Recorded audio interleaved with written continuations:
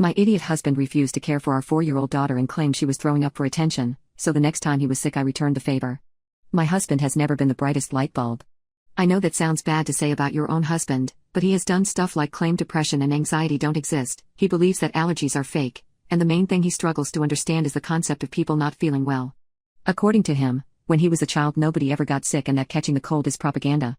To make it clear, it's not that he doesn't believe in the flu or the cold being a thing, he more so believes that when you do catch the cold you are supposed to go about life like you don't have it instead of resting in bed or drinking tea. I remember the first time I told him that my sister was sick, this was when the virus was around and she had a really serious spell of it. His genuine advice was for her to go outside and get some fresh air, then go to the gym and exercise in order to sweat the disease out. And if that doesn't work, convince yourself you don't have it. I laughed as I thought he was joking, but it turns out he was full on serious. A few weeks later when he found out that my sister did not follow his advice, he became very angry and told me I'm only feeding the narrative that humans aren't resilient beings and are instead delicate daisies who need their hot tea and blankets when sick. He and I had our daughter 4 years ago and I genuinely believe that he would understand what babies indeed do need all the care in the world, but this was not the case.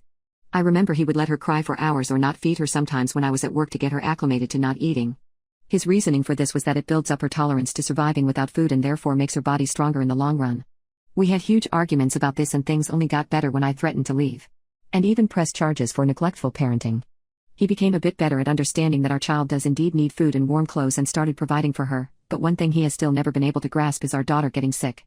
We had to have a huge fight about her vaccines back in the day. Nowadays our daughter is a little more grown and can eat more and more adult foods as time goes on. Well, about a week ago my daughter had McDonald's for the first time. She had some chicken nuggets and really enjoyed them. The next day, however, she started feeling really ill and she came to us in the middle of the night telling us that she was throwing up. Both my husband and I woke up, and he told me to go help her out. I did and stayed with her until she fell back asleep. I came back into bed and woke my husband up to talk about it, and his response baffled me. He asked me if I was seriously falling for her manipulation. I asked him what he meant and he said it's obvious. Our daughter wants attention and wants to skip school. She has learned that by being sick she will get attention and she is now old enough to use things like that to her advantage. She isn't sick and her doing things like this is your fault. I remember being in utter disbelief and going to bed. The next day my daughter was still throwing up so I called in sick to work to care for her, while my husband complained all morning about how she was clearly faking, even after I literally showed him her vomiting as well as the fact she has a fever. He still did not believe me.